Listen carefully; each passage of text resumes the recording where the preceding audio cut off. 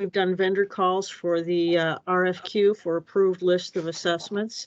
So glad to see you all here. Glad that we can see faces. As we move forward, I would appreciate if you mute your microphones. Thank you. You may want to also turn off your cameras if you're having difficulty with reception.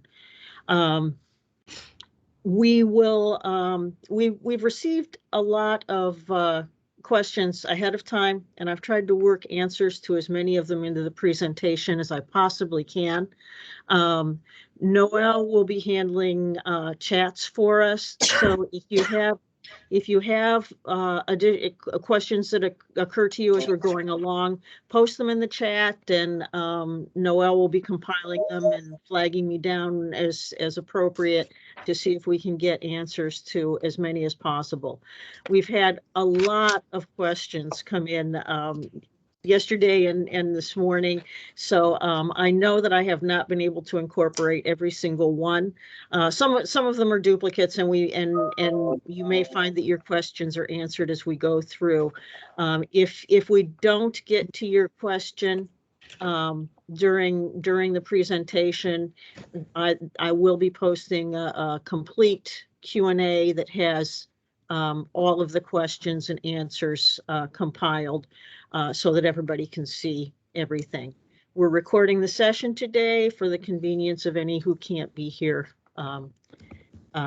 today. So let's get started. First of all, I've got I'm not by myself. I have a great team of people that have worked on this effort. In terms of gifted student identification, we have a team of 3 who have been with us since the beginning: Maria, Jeff, and Mike. And I know Mike is here. I'm not sure if the rest of the team could make it, but he's here to help me out with anything I can't answer. Early literacy, we're working with LM Clinton and Shireen, whose last name I can never get right. They are not with us today. They are working with our State Board of Education, who is actually making decisions about dyslexia and the dyslexia guidebook for Ohio today. So I think I can answer most of the questions that might come up. If not, we'll hold on to them and post them in the Q&A. Our technical reviewers, Max and Kurt, are part of the assessment staff. I know that Kurt had a conflict. Max may be in for part of the time. Also, representing teacher and principal evaluation, I think I see Donna Huber here. Jill wasn't able to make it, but the 2 of them have worked with us on the high quality student evaluation. That's part of the teacher and principal evaluation. And then the rest of us here, it's me, Peggy Sorensen, Noel Nethers, who you have gotten to know, and Katie Hahn. If you've made it this far, you've probably met at least one of us, and probably all 3 in the course of getting signed up and making your way here today. Now, who do we have out there? Let's try a little poll and just kind of see how things are with you folks. Okay, a poll should be showing up. If it's not there yet, it should be shortly, and you can answer online. How's your weather today, wherever it is you are?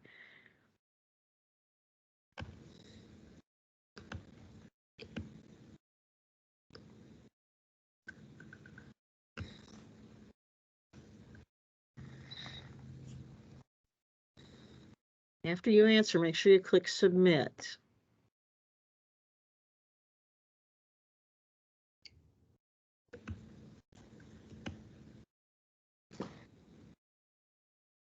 Okay, we got some people showing up here.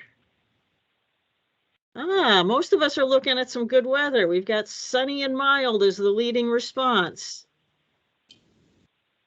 Okay. Let's try another one a little more difficult, shall we? What's your experience with with ODE's approved list? Is this your first go around with us, or are you an experienced vendor who's already on the list and you're looking to add something new? Or maybe you've applied in the past and didn't quite make it, and you're going to go around another time and see if you can get through, or are you just here for the popcorn, along for the ride with somebody else to see what's going on?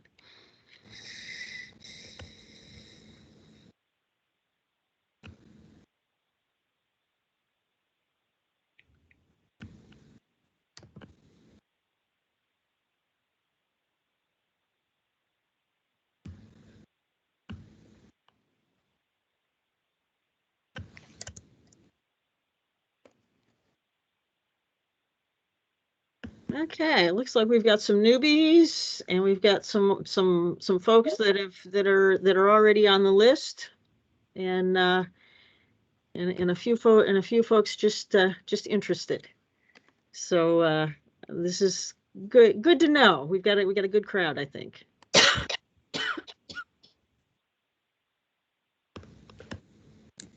I'm going to go quickly since a number of you have seen this already. We've been doing this common process for a while. There are benefits to the state in ODE because we provide a consistent process and criteria. It's more efficient for us to review all areas of approval in one swell FOOP rather than having 6 different offices doing their own. And it also tends to respond to district needs. The districts like the fact that it offers them some efficiencies and cost savings if they can identify multiple purposes that overlap in some of the assessments that they're using. Okay, we have this is the list. This is the list of old friends here. This is the list of assessments that require approval. You've seen them before. These are kind of the continuing assessments on our list. Now this year we also have 2 new approval categories.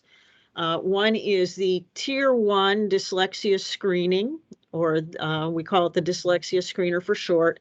And the other is comparable assessments to Ohio's K-3 diagnostic assessment for the 3rd grade reading guarantee with dyslexia screening, or K-3 diagnostic / dyslexia screener for short. Now let's take a minute here and see what are we here for? What approvals are you seeking?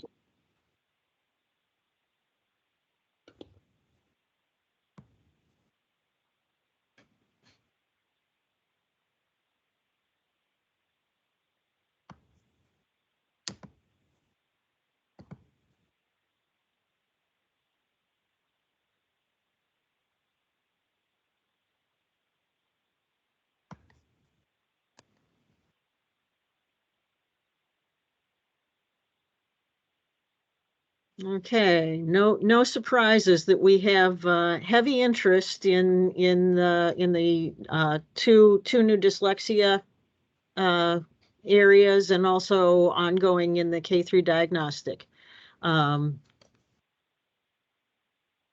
we're also seeing some folks that are here for high quality student data and the gifted assessment. So nice spread. And like I said, no surprises that we've got a lot of interest in the 2 new areas.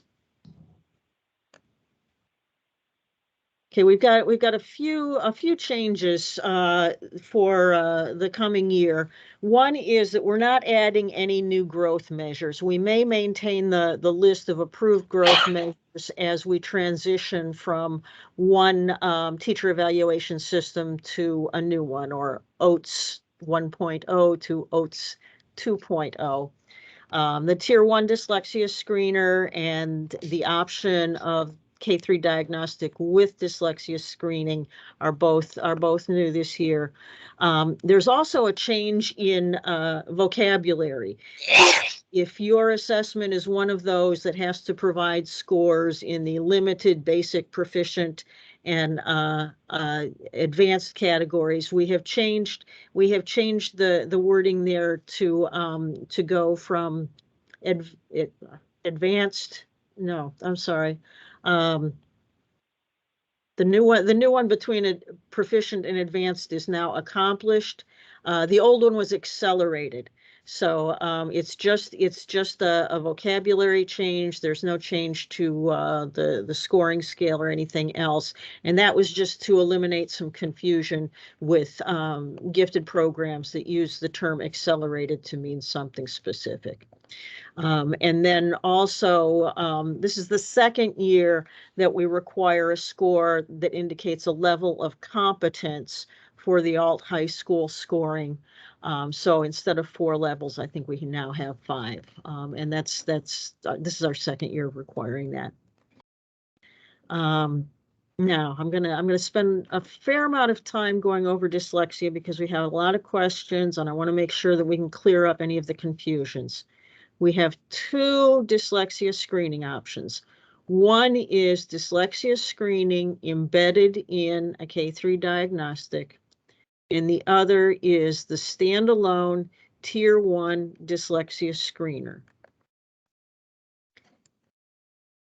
We still have the K-3 diagnostic without dyslexia screening. That will remain unchanged. Then we have the diagnostic dyslexia, and that is a single instrument, one instrument, one administration. And then we have Tier 1 dyslexia, which is a freestanding universal screener. We're looking at brief measures that target the specific skills that relate to dyslexia indications. But that is a separate assessment from K-3 diagnostic or diagnostic with dyslexia. So if you have a K-3 diagnostic and want to maintain it, and you also have a Tier 1 dyslexia approval, those are 2 separate assessments and go on 2 separate lists. Having those 2 does not put you on the K-3 diagnostic / dyslexia list. That is only for instruments that are doing both functions in a single instrument. Now for the Tier 1 dyslexia screeners, the standalone, we're looking for short, teacher-administered, universal screeners.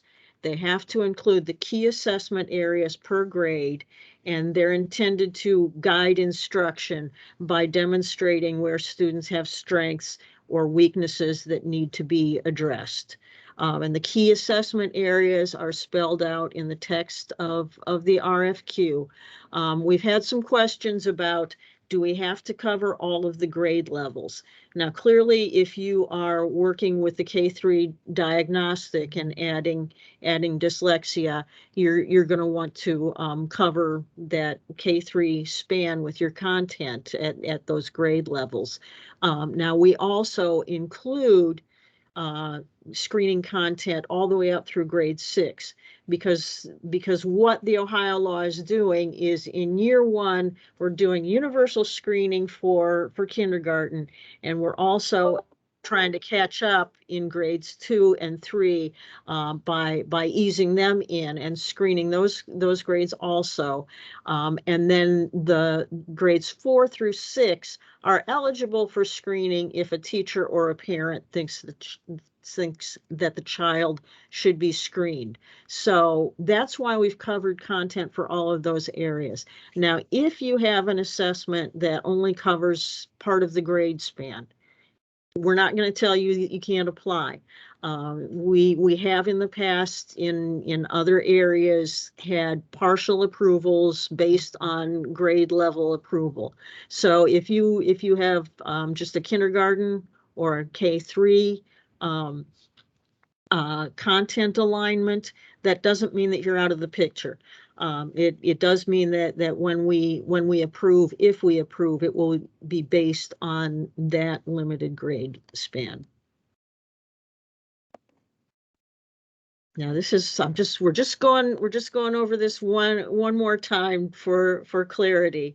The K3 diagnostic screener with dyslexia, the new category is for a single administration with embedded screening in the diagnostic itself. Okay, so that's one assessment, two purposes, and that is the diagnostic/dyslexia screener.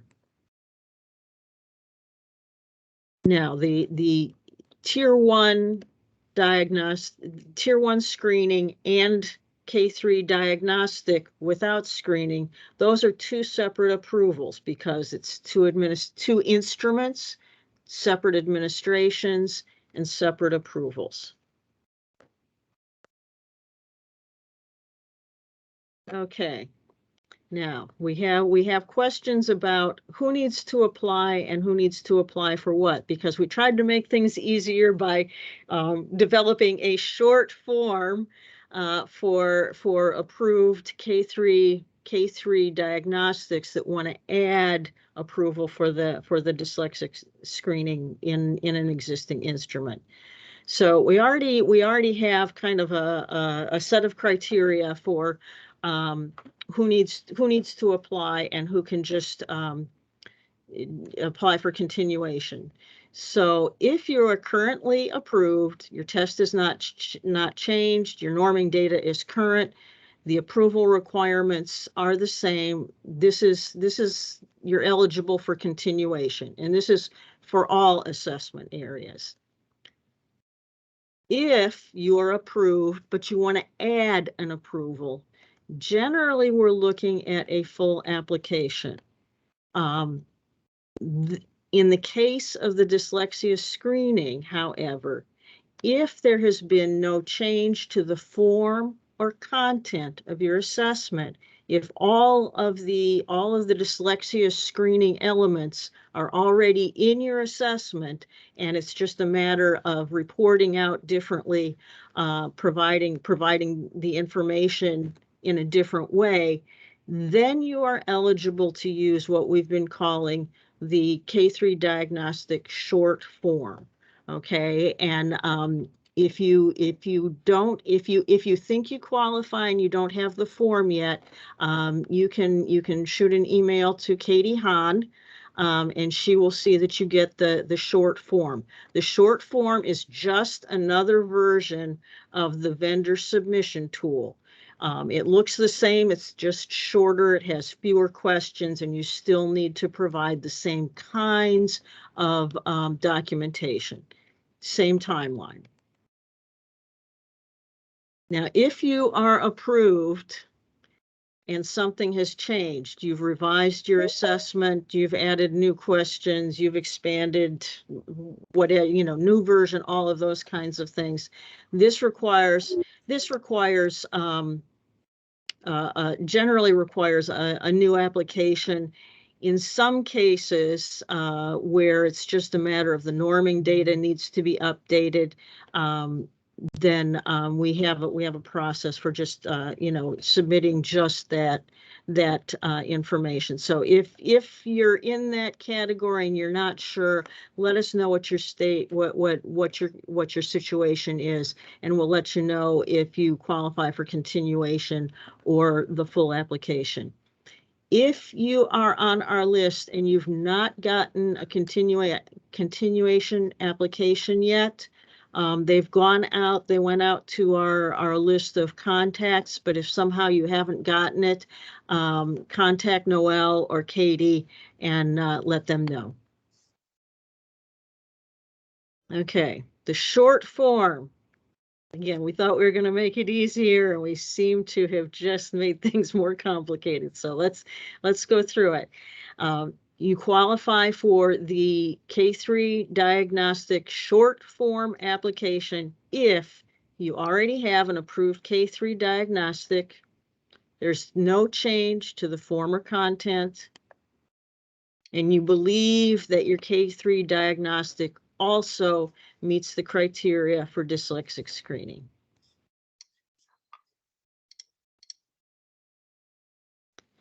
How to get a short form. If you think you are eligible for the short form, you may have already done this, but if you think you're eligible, contact Katie and she will send you a copy of the short form. Again, it looks just like the vendor submission tool. It's just shorter. There's fewer questions. Everything else about the process is the same.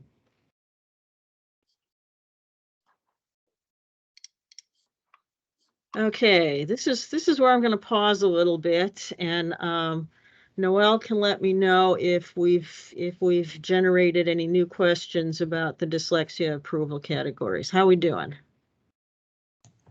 So there was just one question from Kelly, and I think we answered that. Did we, Kelly? Can I unmute? Is that okay? Yep. Sure. I'm just going to confirm that I'm looking at the application checklist, Appendix F.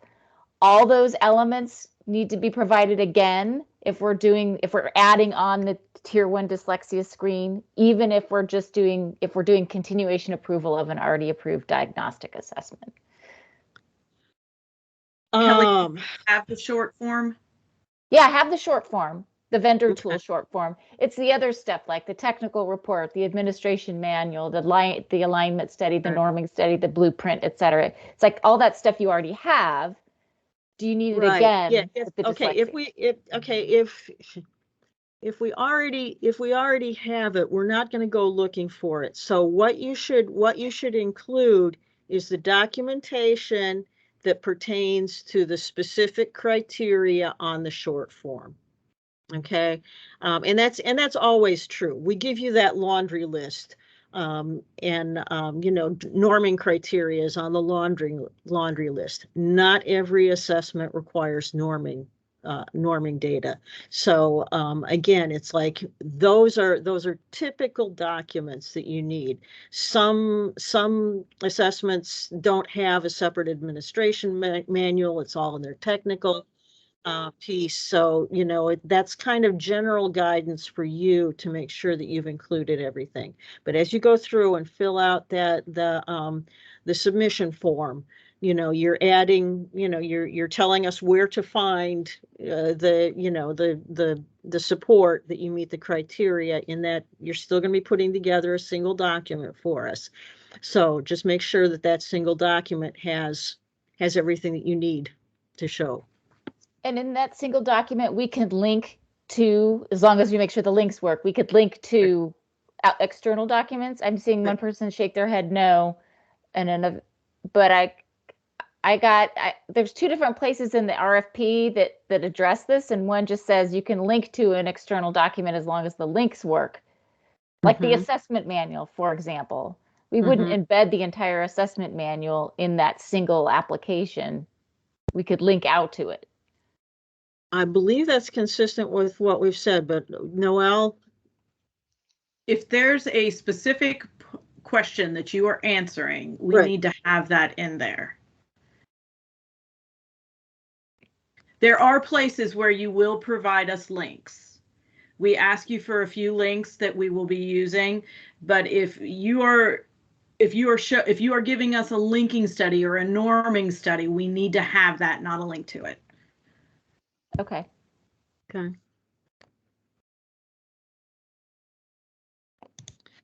Okay, moving on. We're moving on to a different area of assessment. The alternative standardized assessment for grades 3 through 8 charter non-public schools, or alt 3-8. I didn't see anybody indicating interest, so I'm just going to race through here. This is covers grades 3 through 8 in ELA, English Language Arts, and Mathematics. And grades 5 and 8 for science. These assessments are aligned to the Ohio State learning standards and provide scores equivalent to those provided by the Ohio State tests. And they are eligible for use by chartered non-public schools, or what some people might call private schools, that are receiving students paid for with Ohio vouchers. Okay, high quality student data. This is a newish category. It took the place of the growth measure, which was very complex. Essentially, we're moving from one system of teacher evaluation to another system of teacher evaluation, and rather than attempting to demonstrate growth across all content areas, there are other options, such as using multiple sources of high quality student data. So the HQSD category, it's providing evidence of student learning. It's criterion referenced to the Ohio Learning Standards or other nationally recognized content standards, particularly in areas where Ohio doesn't have content standards. And it, again, takes the place of the growth measure that was formerly used for teacher and principal evaluation. All right, in the area of gifted screening and identification, this is almost its own animal. We have multiple areas of giftedness, cognitive ability, academic, creative thinking, and visual and performing arts. So these are the broad areas, and then within those, we have intelligence, which can be evaluated by individual or group standardized assessments. Academic achievement, again, individual or group standardized tests. Creative ability, same thing. And then we get into artistic behaviors, which are evaluated by checklists. Creative behaviors, again, checklists, and or visual or performing arts, where we have portfolios and rubrics. Now we have two, just to make it more complicated, we have two areas, two levels of approval for gifted instruments. They can be used for identification or pre-screening.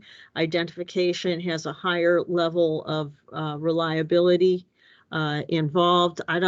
Is Mike Demchek here, or somebody from Gifted?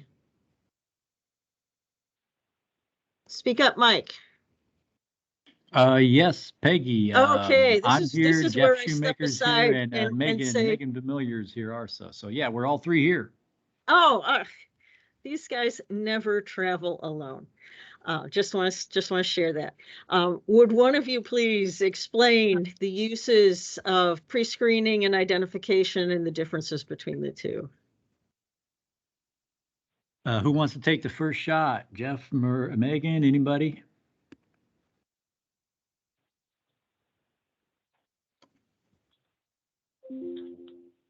You go right ahead, Mike. You're doing great.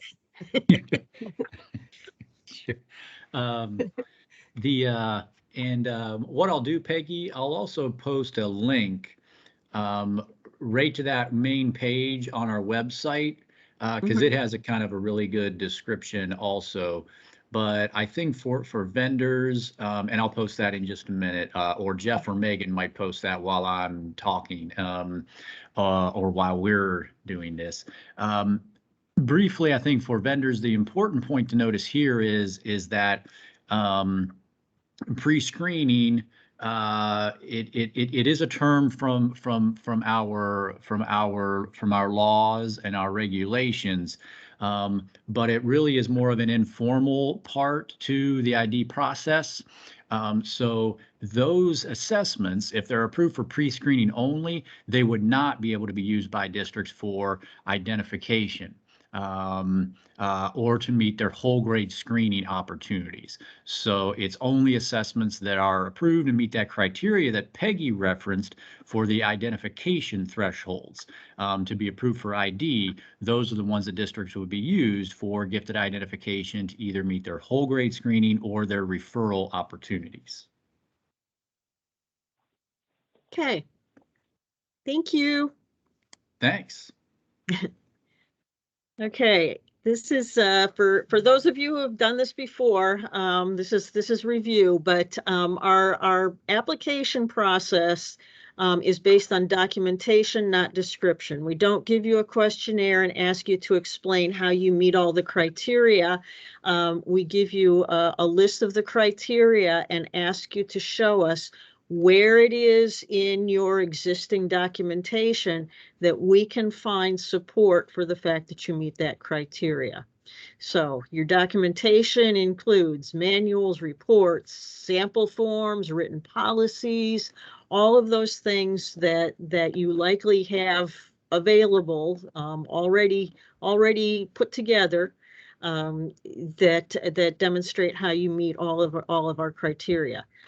It's not written answers to tell us how you meet the criteria. So when you fill out the vendor submission form, there is a block where you can enter text. Don't use that to answer the question. We don't want to see, paragraphs explaining.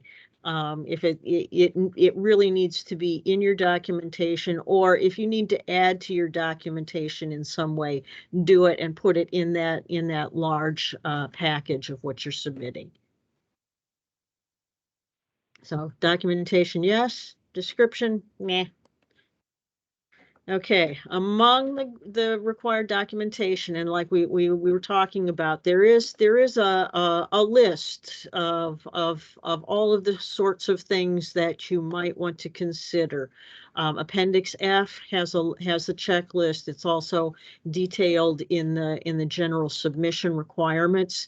Typical documentation includes your technical report, an administration manual if that's a separate document, your test blueprints, sample tests showing forms, sample test forms showing items, your norming study if that's required for your particular approval area, a content alignment study, a linking study. Now, not all of these pertain to every approval area, so look through and see which are the things that you're looking to demonstrate. If you don't need a linking study, don't go scrambling around to put one together. They're not appropriate for every use.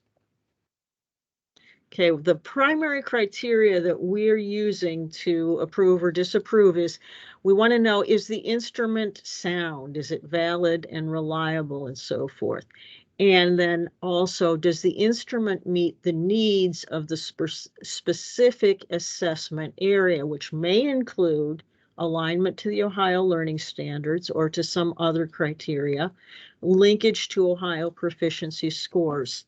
And that's, again, pertains to some assessments for some uses, not all. Some important terms. I recognize that we always have a mixed audience of people who sell assessments and people who build assessments. So some of you may know this very well and others not so much. But reliability tells us whether or not the instrument is stable, whether it's likely to give the same results under the same or similar conditions over time. Validity tells us whether the instrument measures what we want it to measure. Alternative assessment in the context of Ohio refers to an assessment that is comparable to a current state required assessment in terms of alignment to the Ohio learning standards and proficiency levels. So those are assessments that are to be used in place of or in addition to one of the Ohio state tests.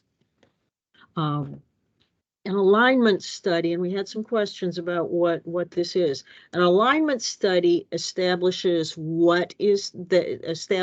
what is tested aligns to a specific body of content.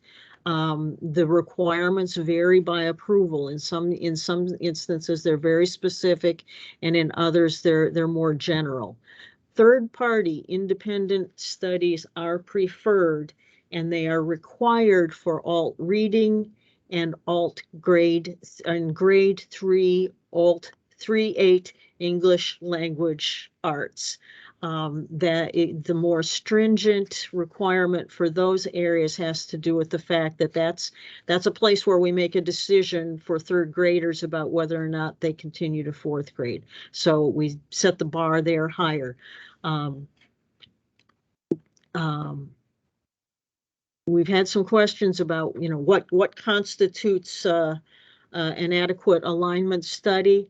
And from our tech people today, we have the explanation. We have several, but we're looking at alignment with specific domains. Also, an alignment study is a judgment of a group of field experts, and the keywords are group and experts. So you need to establish people who conducted your alignment study, know the content, are experts in the content, and also that there was a sufficient group with probably sufficient separation from the building of the test to be able to make those kinds of judgments. A linking study is used when we want to establish equivalence between the scoring levels on two tests. Ohio has the scoring levels that I read off earlier that have to do with proficiency and two levels above and two below. And so when we are approving an assessment to take the place of one of the Ohio assessments, we need to know that they can provide those same levels of scoring that in a way that matches up to the Ohio scores. And again, independent third-party studies are preferred. If you're using an internal study, make sure you can demonstrate. We're going to be looking very hard at that. Okay. Norming studies. Just a norming study compares the performance of students to a broad population of test takers, and usually the results come out in percentiles. The student is at the 90th percentile of students in the United States, or some other sample. Norming is required for alt high school and for gifted academic. It's not required across the board, but those two areas do require norming. Some other considerations: we look at the information that is available to assist districts in making sound decisions. So we don't evaluate cost, but we want to see that you have the information available to districts. We also want to see that you're providing districts with information about training, support for administration, technical requirements, adaptability, and so forth. And there's some general questions that have to do with vendor reliability. In terms of whether you have done assessments on the scale of the state of Ohio or something like it before. So those things are also looked at. Now, when you're going to be submitting two things. These past few years, ever since COVID sent us all to work from home, we've gone completely digital, and most of us really like it. There's a lot less paper, fewer boxes, and in some ways it's cleaner. You'll be submitting by a secure SFTP site. If you have submitted your intent to apply, we know who you are, and we'll be sending you directions on how to access the SFTP site next week. If you have not submitted an intent, but you do intend to apply, go ahead and get that intent in so that we can get that, get you set up and get that out to you. In your submission package, we are looking for two items.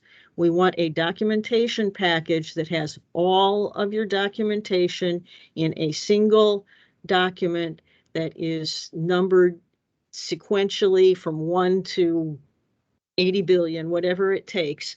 And then the other piece is the vendor submission tool, which is the Excel document. We want that submitted to us in Excel format. We also ask you to convert it to PDF and include that into your documentation package, just so we have evidence of a stable submission. So you can see that we haven't changed any of your answers for you, but we use that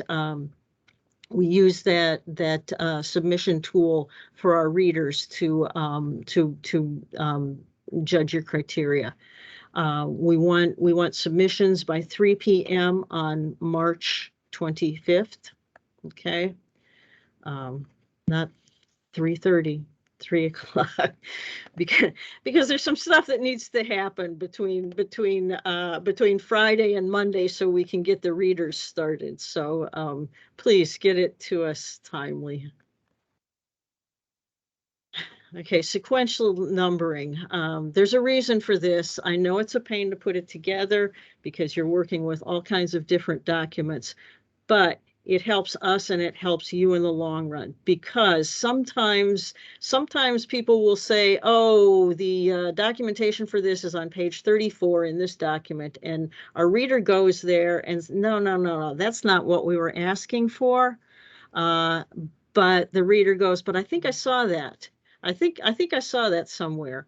And so they can do a keyword search and come up with, some hints about where it might have been. It's very difficult to do if you have 12 different individual documents. So that's why we put the whole thing together with sequential numbering. And it helps our readers, and it helps our readers do a better job of evaluating you and finding your information. Okay, the vendor submission tool looks roughly like this. Okay, it's got green and it's got blue. Generally, if it's green, it means that the vendors are going to answer it. Up at the top goes the vendor name and assessment. We want one tool for each assessment. If you're submitting 5 assessments, that means 5 tools, 5 applications. Okay. The first column on the left is the long list of every criteria that is known to ODE. But when you click here to choose from the drop down of the approvals that you are seeking, the next column will fill in telling you which ones are required for that approval. Just a reminder, the short form is a vendor submission tool. It works the same way, it's just shorter. So everything I'm saying about the vendor submission tool applies to the short form. Okay, completing the tool looks like this. When you have finished, you put your the name in the drop down.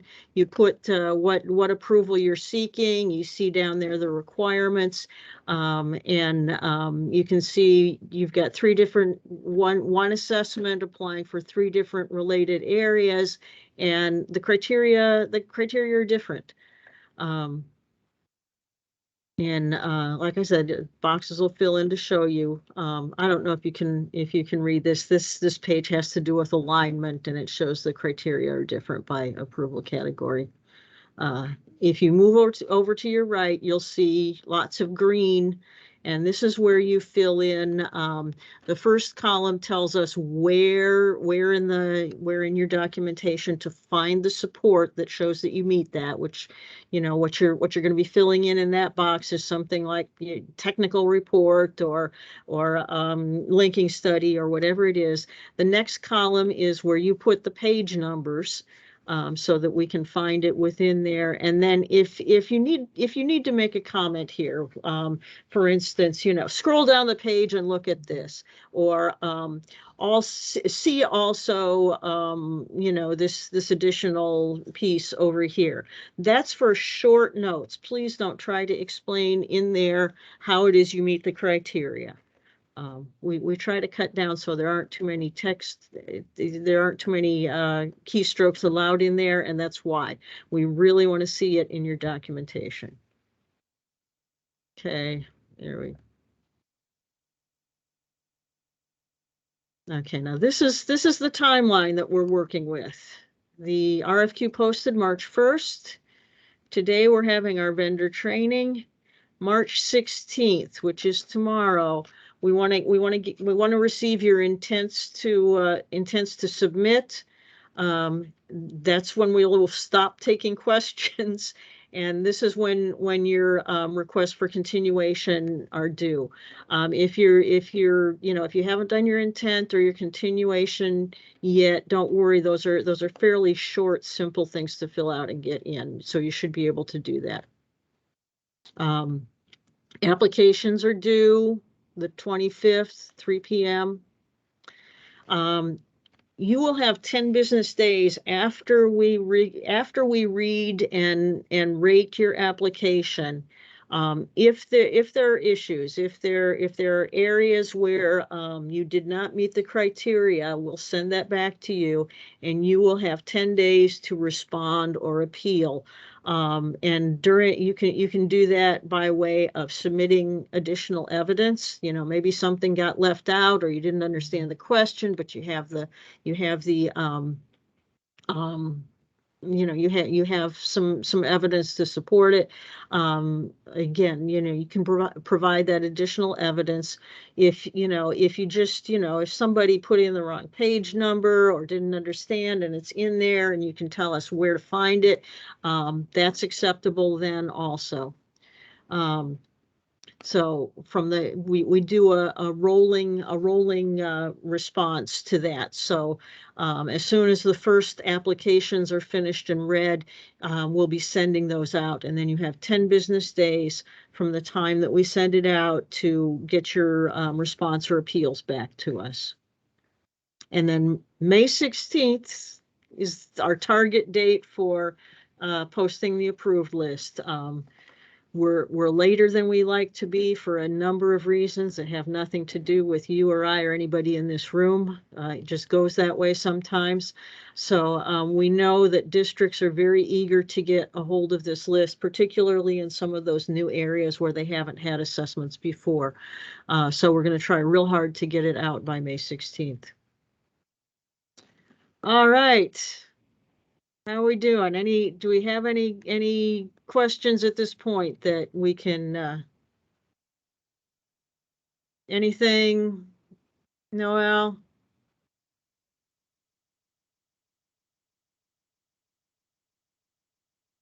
Okay, I see Noel's putting stuff in the chat, links and so forth. Yes. Okay. So there is a question about the dyslexia screener in the Appendix D. That is just an oversight on our part. Please add.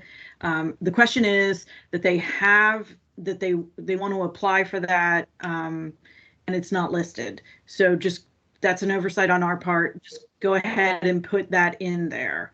Okay. Did we when we updated in the RFQ, did we change that? Apparently we missed one. Okay. All right. I know we tried to get them all, but apparently we missed one. Kim asked us to submit, to post the link for the intent. It is in the RFQ document on page 26. I posted a link to our website, which has the RFQ document on it. And Noah asked, will we confirm via email that we have received the intent to submit form, or will the receipt of the SFTP credentials on RM be confirmation? Yeah,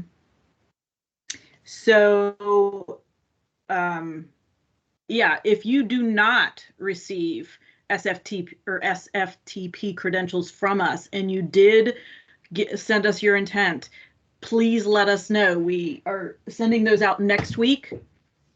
So if Tuesday or Wednesday comes and you don't have SFTP credentials, email either Katie or myself, and we will make sure that you get them. Yeah, I know Katie has been sending responses to a lot of the things that she has received. So,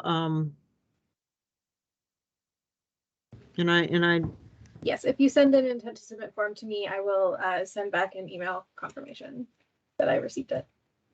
okay.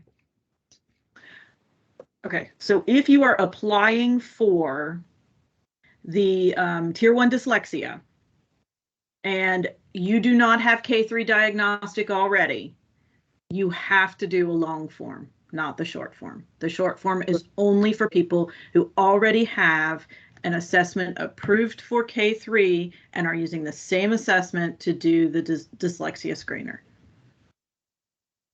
Okay. Are we good to go? We got more. Okay, this a lot of this that follows here has to do with questions that have come in online. This is the question again about providing links to online information.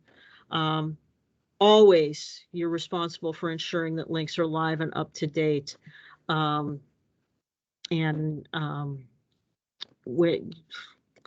When it's an actual document, you know, if it's the tech report and all that kind of stuff, we do want the documents. There may be included in those documents links to online information. Okay. Okay. All right. We've had questions about the assessment information form. This is used to let us know basically what readers to assign to your reading. So that's why we have the lines broken out by content areas. So use one form for each assessment and then one line for each approval broken out by content. So if you're, for instance, if we're looking at Alt 3.8, for instance, and you have both math and ELA, and you've got so you would have a line that says Alt 3.8 ELA for the content area and grade level 3 through 8. And the same thing for another line for Alt 3.8 mathematics, and again the appropriate grade levels. So you don't have to, that this isn't an indication that you need separate applications. This is just breaking out the information so that when Peggy assigns readers, she can make sure that you've got people that know your stuff reading your application. Okay. We had some questions about the W-9 requirement, and that's in one of the forms in the appendix. It asks if you're a current provider, and the choices are yes, we are a current provider, or already doing business with the state of Ohio and has a W-9 on file. If you're not a current provider, then the other choice is to indicate that you will provide the information.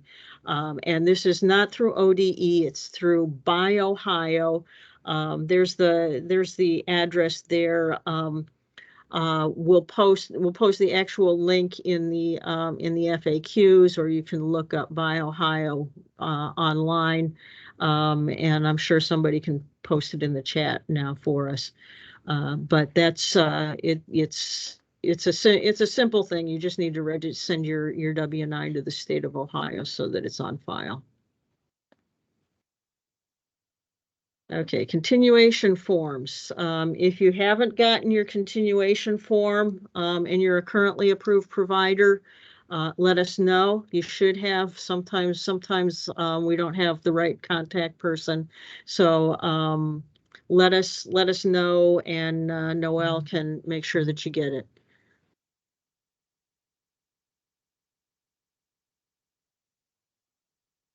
Okay, and do we have more questions? I think I saw something coming up about cognitive demand and depth of knowledge. Yes. Yeah, Carolyn asked could you explain what vertical scale as a topic that the technical manual needs to address? Okay, now I did see Kurt come in, and Kurt gave me a nice definition that will appear in the FAQs. I don't know, Kurt, do you want to elaborate on vertical scale and depth of knowledge?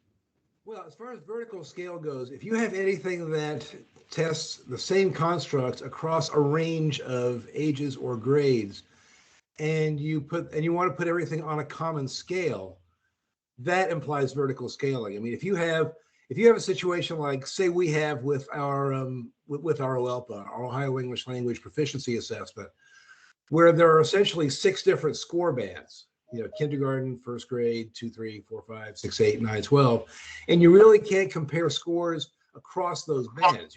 You can compare within those bands, but that's not a vertical scale. I mean, I guess you could say it's a vertical scale within 6, 7, and 8, but you can't directly compare a 5th grade score to a 6th grade score because they're in different bands. But if you had a test of, say, mathematical ability, that a score of 500 is a score of 500 regardless of what grade the student is in, that 500 just reflects overall ability regardless of the student's age or grade, that's a vertical scale. So if that's what your tests look like, then that's what we're looking at for a vertical scale. If they differ, if you have a separate test and a separate scale for each grade, you don't need that. Okay. All right. You had a second question? Yes. Carolyn also asked if you could give an example of methodology used to determine content alignment, and also what we mean by cognitive demand and depth of knowledge.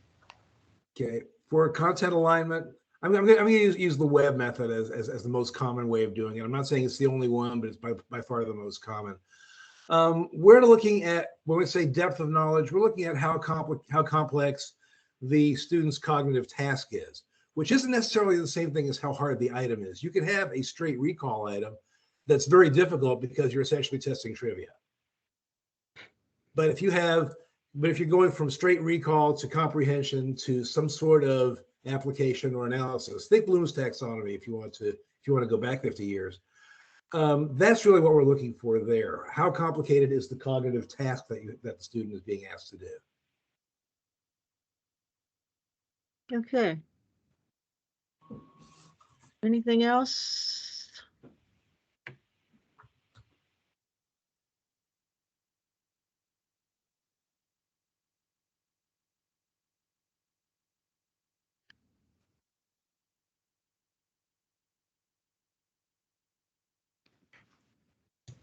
I think that's everybody. Does All anybody right. else have a question that I missed?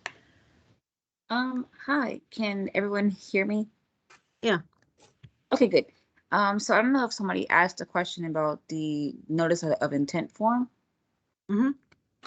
So if we're submitting for one of the assessment areas for a full application, but then we're also submitting our short form and continued approval form, do we have to submit a notice of intent for all 3 or just the full application?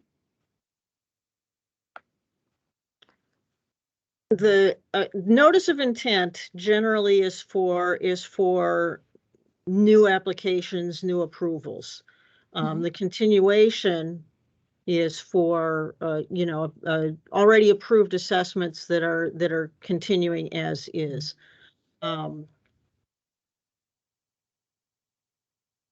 I'm not sure if that's what you're asking. I was just asking, so for the notice of intent form, if I have to check off, if I have to submit like for each area of that same form, or if it's fine to just do it for the new application. For the notice of intent, it should be the new applications. Okay, so just one form I would need to turn in. Okay. Okay. Thank you. Uh-huh. And then, sorry, I have one more. I don't know if someone already asked, but for the dyslexia short form, is that due tomorrow or the 25th? It's the same as an application. It's due the 25th. Okay. Thank you. Yeah, I know some people were stressing out. It's like, no. I was Yeah. I was scrambling. Thank you. You have some time with that. Okay, great. Okay, and then Debbie asked if we could share where to find the continuation form. And the answer to that question is, if you are already on the list, you should have received a continuation form already. If you have not, then please let Katie know and she will get that out to you. Debbie, I know that you have a special circumstance, and so we'll get back with you on that, okay?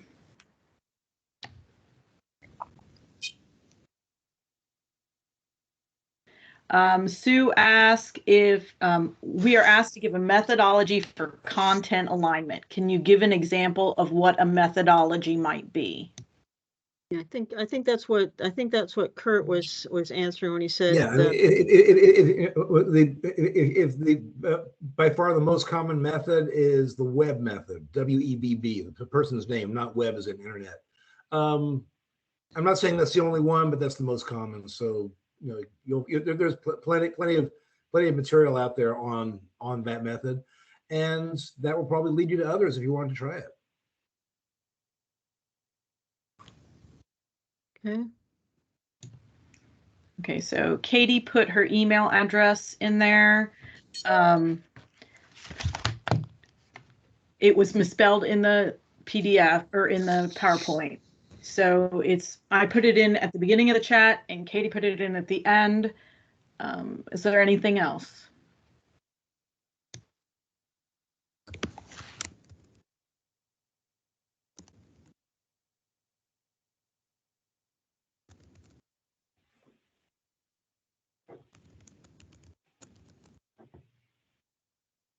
Okay, so there's another question.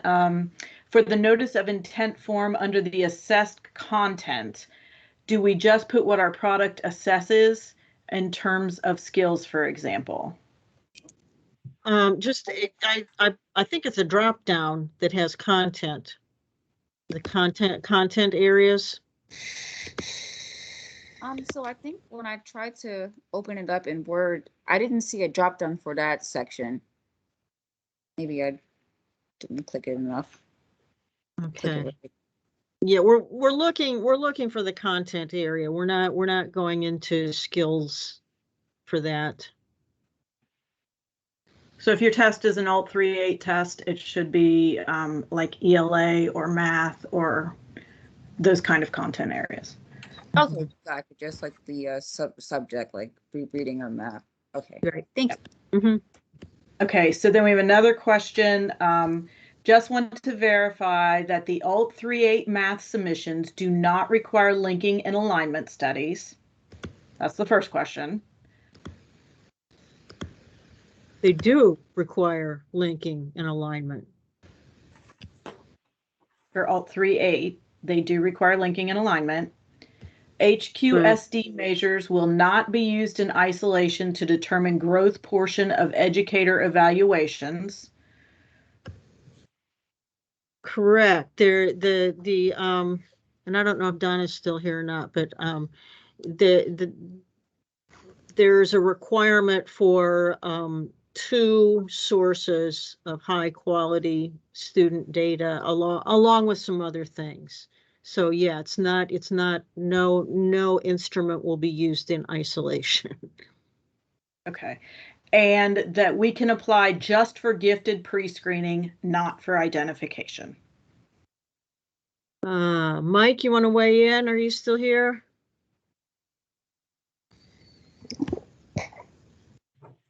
Yep, still here. And yes, you can apply only for pre-screening if that's what you would like.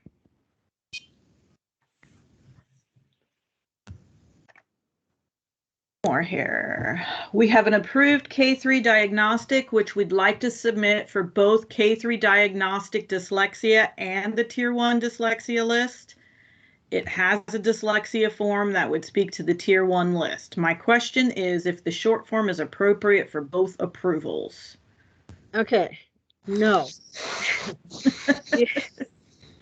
The K3 diagnostic / dyslexia is a test that has both in it. Okay, the tier 1 screener is a standalone screening instrument, so you can use the short form to convert your K3 diagnostic to K3 diagnostic / dyslexia, provided you've not changed the form or content, and you can use the short form for that. For your tier 1 screener, that's looking at a separate instrument, a standalone instrument, a brief teacher administered screening instrument that is only looking at dyslexia skills. So that would be a separate application, full application.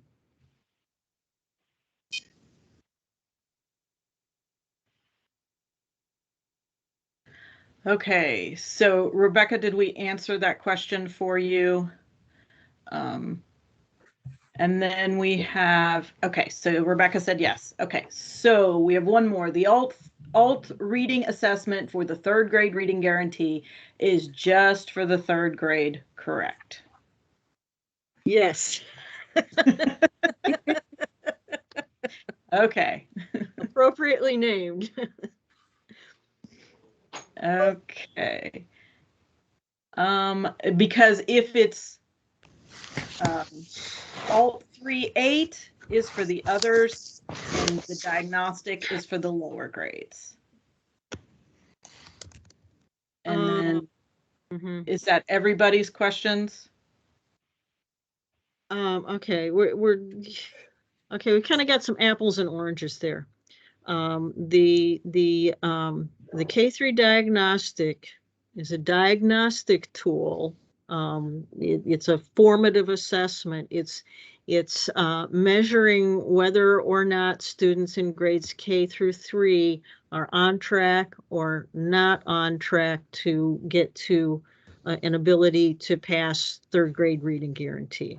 Okay, Alt 3.8 is an option available to chartered non-public schools to take the place of the state, the Ohio State tests in ELA and math, or at the appropriate grade level science.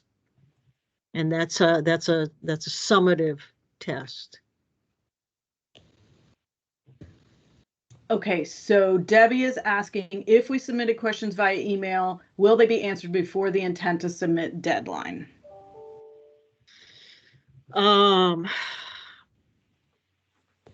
Probably not. You know, you can submit it today.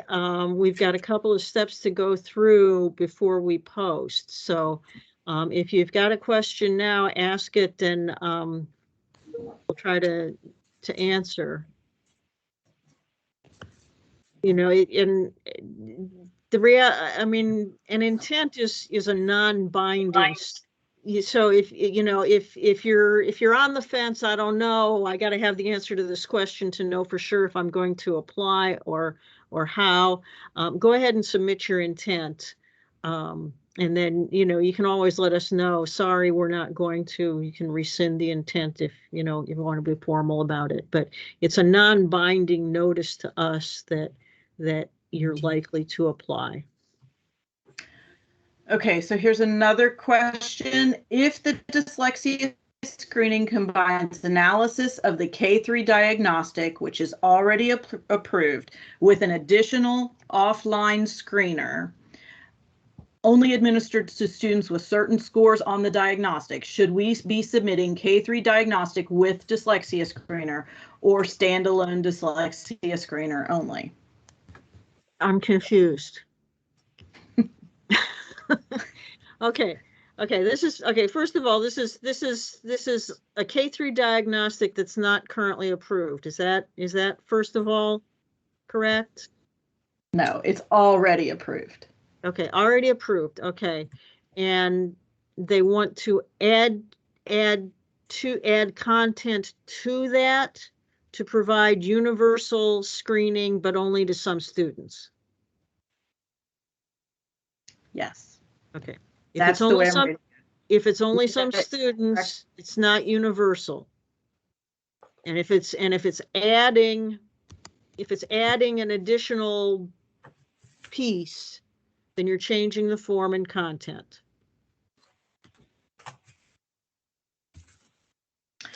Okay. you Another one here. I mean, it's looking to me like you've got two separate instruments, and you should probably sit with your approved K3 diagnostic and then apply for your screener. But you know, it's you know, if it really is merging into a single instrument to be used for universal screening, then it's going to take a full application. Okay. Another question. In the test blueprint area, one of the expected areas is any tools required allowed for use by students during test administration. Will you speak a little more about that?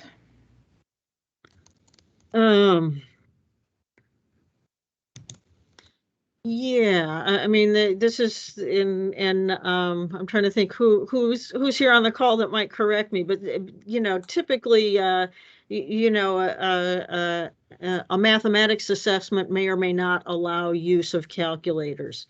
Increasingly, you know, we have a lot of online built-ins. We have universally available tools that every kid can use that might be, you know, underlining or whatever. So some of those things, you know, are built in. Some of them, you know, are available only to students having disabilities, and it's specified in their IEP. So those are the sorts of things that we're asking to address there, I believe. Maybe like microphones or headsets or something like that, or. Mm-hmm. Mm-hmm.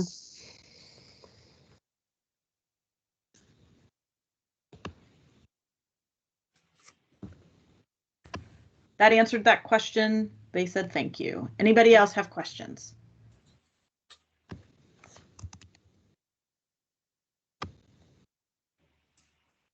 Yeah, so for the Appendix D assessment information form, again, since we're only seeking approval for the one assessment area for the full application, do we just need to put that one in one of the lines?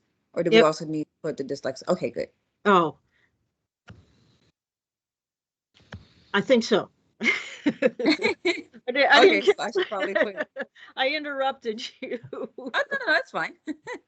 So I should probably put the alternative reading one and also the dyslexia if we're applying for both, even though it's the short form.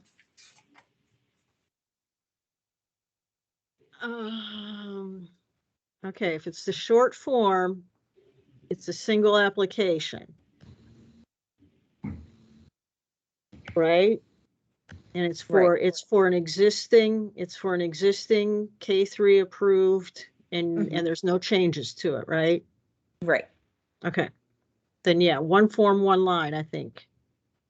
Okay, that sounds good. So then just the assessment area for reading. Okay, thank you. Anybody else?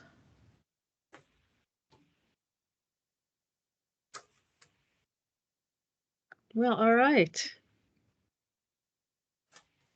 It's been fun. Oh, somebody's. Okay, if we currently have two assessments approved on the K3 diagnostic category and want to add a third assessment option, are we required to submit all three assessments or just the newly added one? Just the newly added one.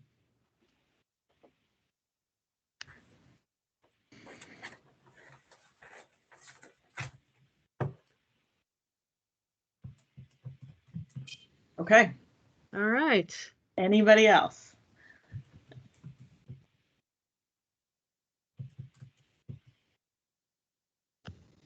Okay. This has been fun. Actually, we get a little better at this every year, a little more interaction, and I liked hearing from people speaking out loud. So thank you all for coming. I think Katie, you can stop recording, and